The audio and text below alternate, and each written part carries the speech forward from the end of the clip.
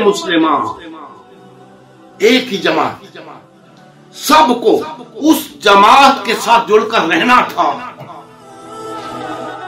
جس کو دین پسند نہیں وہ جماعت سے الگ ہو جائے۔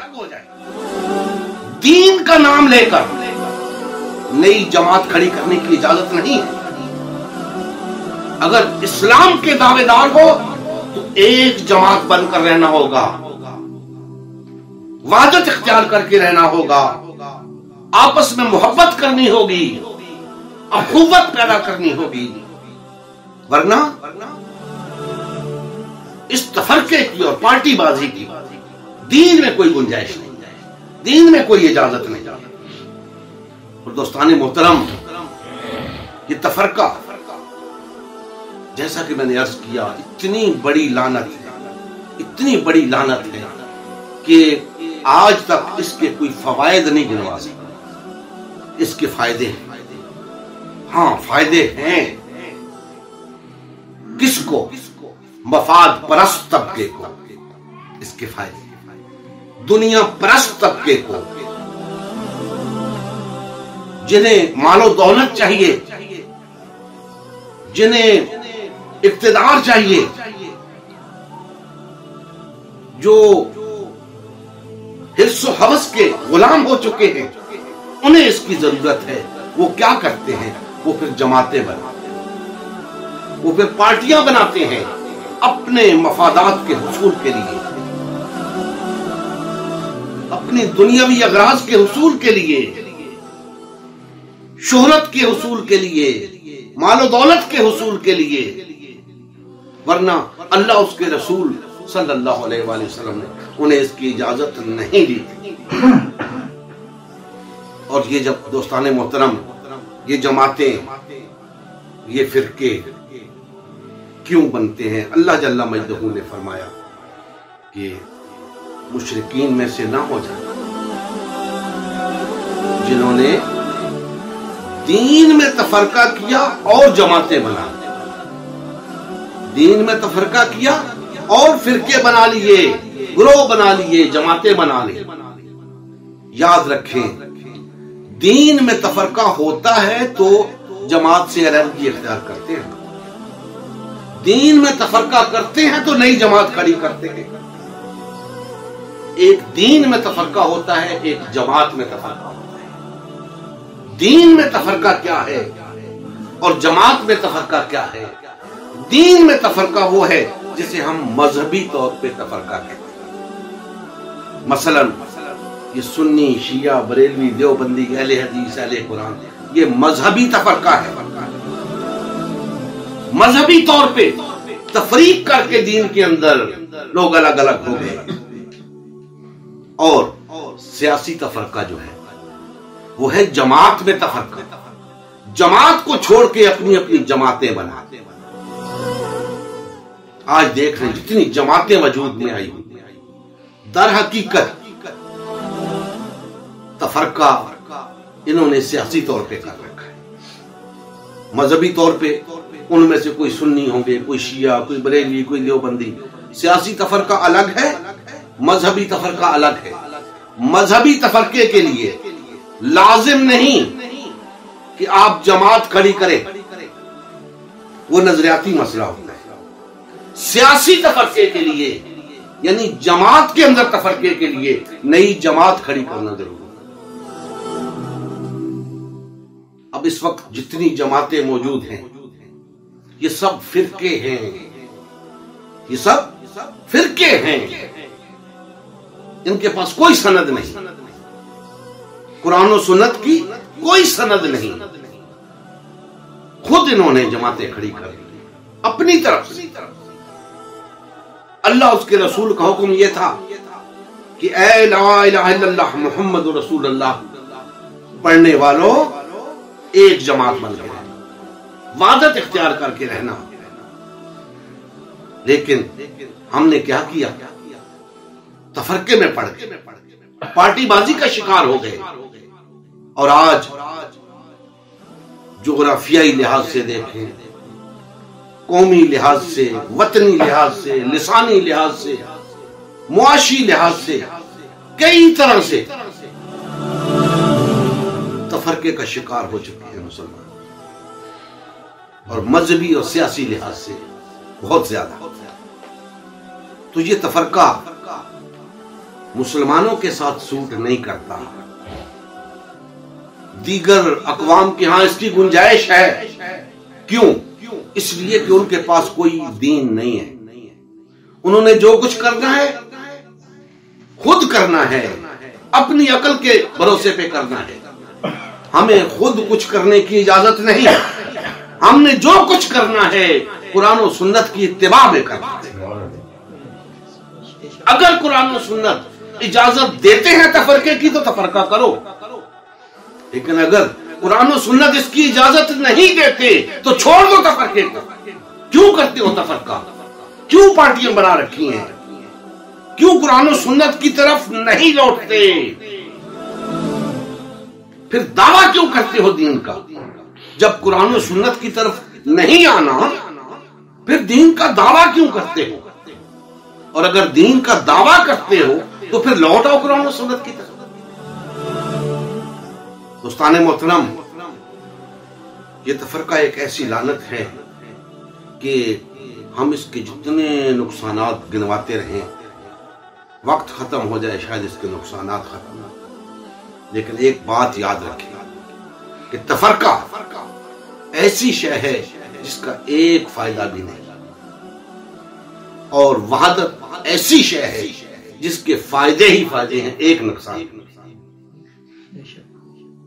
اسی لیے اللہ اس کے رسول نے ہمیں وحدت قائم رکھنے کا حکم دیا ہے، تفرقے سے منع۔ اب دوستان محترم، آخری بات عرض کر کے اپنی بات ختم کروں گا کہ نبی کریم صلی اللہ علیہ وآلہ وسلم نے اسی تفرقے کی شدت کو پیش نظر رکھ فرمایا تھا کہ یہود کے 71 فرقے ایک کے سوا سب جہنم میں جائیں، نصارہ کے 72 فرقے ایک کے سوا سب جہنم میں جائیں گے، اور میری امت 73 فرقوں میں تقسیم ہو جائے گی، اور ایک کے سوا سب جہنم میں جائیں گے۔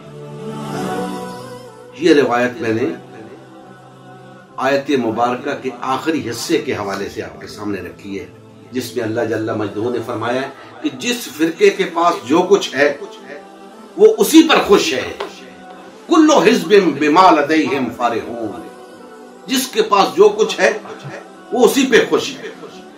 وہ کیوں خوش ہے؟ فرقوں میں تقسیم ہو کر فرقوں سے وابستہ لوگ کیوں خوش ہیں؟ دوستان محترم، وہ اس لیے خوش ہیں کہ وہ بظاہر شرک نہیں کر رہے،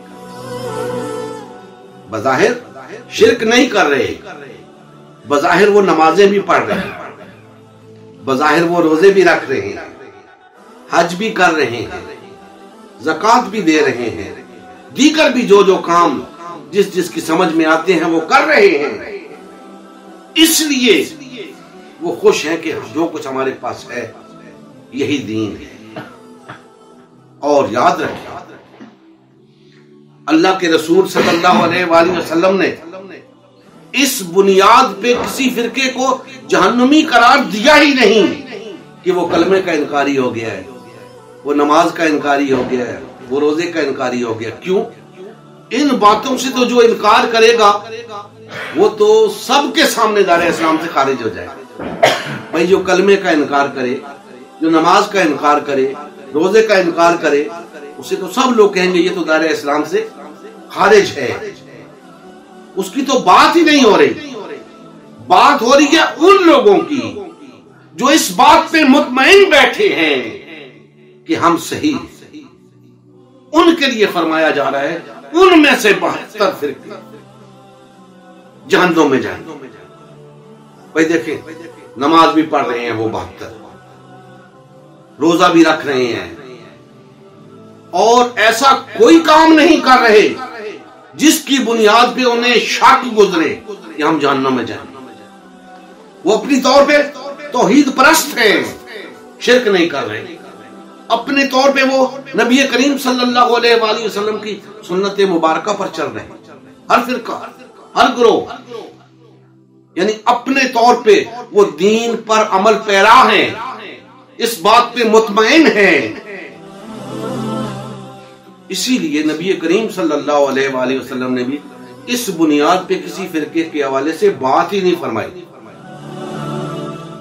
دوستان محترم، پھر سوچنے کی بات ہے کہ پھر کیوں جہنمی قرار دیا بہتر فرقوں کو، جبکہ اس کی وجہ نماز بھی نہیں، روزہ بھی نہیں، حج بھی نہیں، زکوٰۃ بھی نہیں، اور اگر کسی چیز سے کوئی گروہ انکار کرتا ہے تو وہ تو ویسے ہی دائرہ اسلام سے خارج ہو جاتا ہے، اسے کچھ کہنے کی ضرورت نہیں ہے۔ کہنے کی ضرورت تو اسے ہے جو اپنے تئیں سمجھا بیٹھا ہے کہ میں جنتی، اسے کہنے کی ضرورت ہے۔ لیکن جب اسے کہنے کی بات آتی ہے تو اس حوالے سے نہ نماز کا ذکر ہے، نہ روزے کا ذکر ہے، نہ حج کا ذکر ہے، لیکن جہنمی قرار دے دیا 72 کو۔ تو یاد رکھیں ان 72 فرقوں کو جہنمی کیوں قرار دیا؟ اسی حدیث مبارکہ کے اندر اس بات کا جواب ہے کہ ایک فرقے کے سوا سب فرقے جہنم میں جائیں گے۔ ایک کیوں فرمایا؟ 2 کیوں نہیں؟ 3 کیوں نہیں؟ 4 کیوں نہیں؟ اس لیے کہ دین جو تعلیم ہمیں دیتا ہے اس کے نتیجے میں ایک ہی جماعت وجود میں آتی ہے، 2 نہیں، 3 نہیں، 4 نہیں۔ لہذا اس کے سوا، اس ایک جماعت کے سوا جتنی جماعتیں دین کے نام پہ بنیاد وجود میں آئیں گی وہ سب کی سب جہنمی، کیونکہ تفرقہ کیا انہوں نے۔ اللہ کا انکار نہیں کیا، اللہ کے رسول کا انکار نہیں کیا، نماز روزے کا انکار نہیں کیا، تفرقہ کیا، تفرقے کی وجہ سے جہنمی قرار پائے۔ اب آپ اندازہ لگا لیں کہ تفرقہ کتنا بڑا جرم، تفرقہ کتنا بڑا جرم ہے۔ آپ سنتے ہیں نا کہ کلمہ پڑھنے والا بالآخر جنت میں جائے گا، سنا ہے نا ایسا؟ لیکن یہ حدیث مبارکہ بتا رہی ہے کہ کلمہ پڑھنے والوں میں سے بھی 72 فرقے جہنم میں جائیں گے۔ نہ ان کا کلمہ بچا سکے گا انہیں، نہ ان کی نماز بچا سکے گی، نہ روزہ بچا سکے گا، نہ حج بچا سکے گا۔ کیوں؟ اس لیے کہ انہوں نے تفرقہ کیا۔ اب آپ خود اندازہ لگا لیں کہ تفرقہ کتنا سنگین جرم ہے، کتنا سنگین جرم ہے کہ آج لوگوں کو اس بات کا احساس ہی نہیں۔ ہر فرقہ اس بات پہ خوش ہے کہ جو کچھ اس کے پاس ہے، مست ہے اپنے تئیں دین کی تعلیم کے اوپر، اپنے تئیں یہ سمجھ رہا ہے کہ میں دین پر کاربند ہوں، لیکن اس کا دین پر کاربند ہونا متحقق تب ہوگا جب وہ فرقوں کو چھوڑ کے وحدت اختیار کرنے کے لیے تیار ہوگا، ایک جماعت بننے کے لیے تیار ہوگا۔ جماعت سے الگ ہے تو پھر نبی کریم صلی اللہ علیہ وآلہ وسلم نے فرما دیا ہے جو شخص جماعت سے بالشت پر بھی الگ ہوا، اس نے اسلام کا کلالہ اپنی گردن سے اتار پھینکا، الا یہ کہ وہ واپس لوٹ آئے۔ جب تک وہ واپس نہیں لوٹتا اس کا اسلام کے ساتھ کوئی تعلق نہیں بنتا۔ اسے اسلام کے ساتھ اپنا تعلق جوڑنے کے لیے، بحال کرنے کے لیے واپس جماعت میں لوٹنا ہو، اسی ایک جماعت میں، کیونکہ دوسری جماعت کا کوئی تصور نہیں۔ تو دوستان محترم، ہم نے یہ جدوجہد شروع کی ہے امت مسلمہ کی تشکیل نو، اس کا بنیادی مقصد ان تمام مسلمان بھائیوں کو وحدت کی لڑی میں پرونا، انہیں یہ دعوت دینا کہ لوٹ آؤ اللہ اور اس کے رسول کی طرف۔ جہاں تم کھڑے ہو اسلام تمہیں وہاں نہیں دیکھنا چاہتا، اسلام تمہیں وہاں مسلم تسلیم نہیں کرتا، اسلام تمہیں مسلم ایک جماعت کے اندر تسلیم کرتا ہے، اور وہ جماعت بن جائے۔ کیا کریں؟ اور وہ جماعت بن جائیں جہاں اللہ بھی ہمیں قبول کرے، اللہ کا رسول بھی ہمیں قبول کرے۔ ہمیں دین بھی وہاں مسلم قبول کرے، دنیا بھی تسلیم کرے، ہاں یہ مسلم ہے۔ آج ہماری پہچانیں مسلم کے طور پہ نہیں رہی، گو کے دشمن ہمیں مسلم سمجھتا ہے۔ آج ہماری پہچانیں سنی اور شیعہ کے حوالے سے، بریلوی اور دیوبندی کے حوالے سے، اہل حدیث اہل قرآن کے حوالے سے۔ ہمیں صرف ایک پہچان رکھنی ہے اپنی، مسلم۔ ہم مسلم ہیں، مسلمان ہیں ہم، اس کے سوا کچھ نہیں۔ اس لیے کہ مسلم کی اصطلاح کے اندر ہر خوبی موجود ہے، اور کوئی ایسی اصطلاح نہیں جس کے اندر اتنی خوبیاں موجود ہیں۔ مسلم ایک جامع اصطلاح ہے۔ صرف اگر ایک ہی مفہوم سامنے رکھا جائے کہ اللہ کا فرما بردار، مسلم کسے کہتے ہیں؟ اللہ کا فرما بردار۔ اس جیسی ایک خوبی بھی کسی اور نام میں نہیں، اس جیسی ایک خوبی بھی کسی اور نام میں نہیں۔ تو اس نام سے بڑھ کر ہم دوسرے ناموں کو ترجیح کیوں دیتے ہیں؟ اور نام بھی وہ جو ہم نے خود گھڑ رکھے، اللہ نے نہیں رکھے، اللہ کے رسول نے نہیں رکھے۔ اللہ اور اس کے رسول نے ہمیں صرف ایک نام دیا ہے، مسلم۔ مسلم مسلم، دوسرا کوئی نام نہیں۔ ہمیں مسلم بن کر رہنا ہے، مسلم بن کر جینا ہے، مسلم بن کر مرنا ہے۔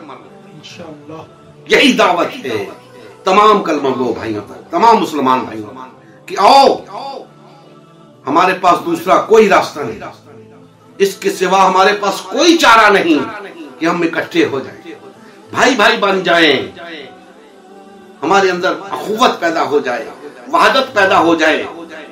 اس میں ہماری کامیابی کا راز ہے، ہماری سربلندی اسی میں ہے، ہماری کامیابی اسی میں ہے۔ ہم اس دنیا کے اندر سربلند تبھی ہو سکتے ہیں جب ہم یکجان ہوں، ہمارے اندر وحدت ہو، ہماری طاقت مجتمع ہو۔ ہم بکھرے ہوئے ہیں، دشمن ہمیں پکڑ پکڑ کے مارتا ہے، ایک دوسرے کا ہمیں کوئی احساس نہیں۔ جہاں دشمن کا دل کرتا ہے ہمیں کچل کے رکھ دیتا ہے، اور ہمیں ایک دوسرے کا کوئی احساس نہیں۔ کیوں احساس نہیں؟ ہم نے اس دین کو چھوڑ رکھا ہے، قرآن و سنت کو چھوڑ رکھا ہے۔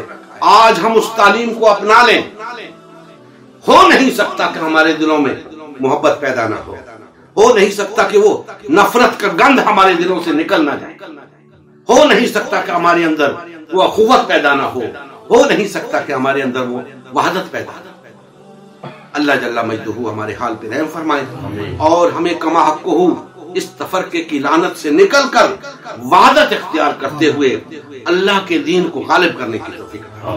وما علینا الا البلاغ المبین۔ صلی اللہ علیہ وآلہ وسلم کی زندگی کا مقصد غلبہ دین اسلام تھا۔ اس مقصد کے حصول کے لیے امت مسلمہ کی تشکیل ہوئی۔ امت مسلمہ نے نبی کریم صلی اللہ علیہ وآلہ وسلم کی سیادت و قیادت میں اسلام کو غالب و نافذ کیا۔ جب تک امت مسلمہ میں وحدت رہی، اسلام کا غلبہ برقرار رہا۔ جیسے ہی امت مسلمہ میں تفرقہ رونما ہونا شروع ہوا، یعنی پارٹی بازی شروع ہوئی، اسلام کا غلبہ جاتا رہا۔ آج غلبہ دین اسلام کی بحالی کی واحد صورت امت مسلمہ کی تشکیل نو ہے۔ الحمدللہ ہم نے غلبہ دین اسلام کی بحالی کے لیے اللہ کے رسول کی جماعت امت مسلمہ کو بحال و فعال کرنے کا بیڑا اٹھایا ہے۔ یہ ہمارا ہی نہیں، ہر کلمہ گو کا اولین فریضہ ہے کہ ہر قسم کے باطل اور طاغوتی نظام کے خلاف اٹھ کھڑا ہو، اور غلبہ دین اسلام کی بحالی کے لیے فرقہ واریت اور پارٹی بازی سے کنارہ کش ہو کر صرف اور صرف امت مسلمہ کو بحال و فعال کرنے میں اپنا تن من دھن لگائے۔ اس مشن کا حصہ بن کر اپنا فرض منصبی ادا کیجیے، حق مسلمانی ادا کیجیے۔ مزید تفصیل کے لیے ہمارا یوٹیوب چینل امت مسلمہ سبسکرائب کریں، ہمارا فیس بک پیج امت مسلمہ کی تشکیل نو لائک کریں، اس پیغام کو زیادہ سے زیادہ شیئر کریں۔ سوال و جواب یا فیڈ بیک کے لیے ہمارا واٹس ایپ گروپ یا میسنجر گروپ جوائن کریں۔ یا اس نمبر پر رابطہ کریں۔ نمبر اور تمام لنکس ڈسکرپشن میں بھی موجود ہیں۔ جزاک اللہ خیر۔